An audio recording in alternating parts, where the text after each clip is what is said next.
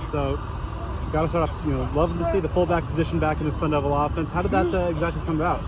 Honestly, that was like something that we game planned like during the week and stuff like that. Originally, it was supposed to be somebody different. It was supposed to be like a bigger body, but we also wanted to do like a running formation, be like, hey, let's do a fullback guy. But there's some people I can't say names that we couldn't put in because we didn't know how to handle with the rock.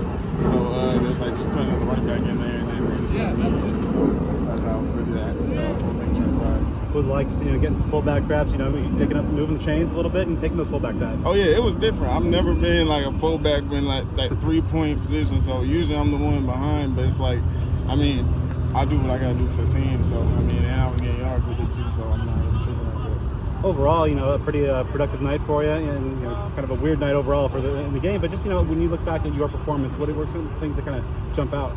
I feel like I did like a steady performance. I can always improve and get better like every week and every day.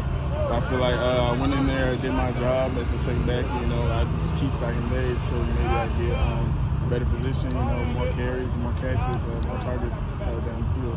What was that? Just that 2.5 hour break like? How much of a disruption in kind of the rhythm? It seemed like in the first half, the offense was kind of finally finding its footing a little bit, but then kind of that weird break in between. You learn a lot about. I learned a lot about just our offense and just like our team, because that's like a huge distraction. We were in rhythm. I honestly feel like we didn't have that delay. Like we would have like steamrolled them because we had so much momentum and so much energy going into it, stuff like that, and that kind of just flattened everything out.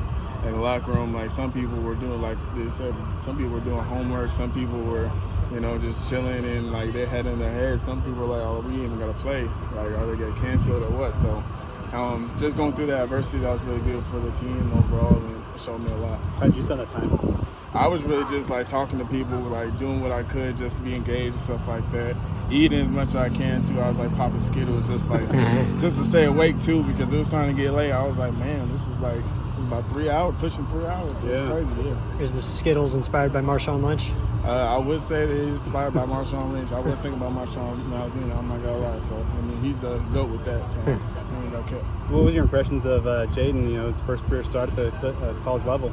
I think he did good, especially he's an 18-year-old kid. Well, 19 was his birthday, so I'm really excited for him and his future, stuff like that. He's got to be a great quarterback here at ASU, and I think the future is really bright for him.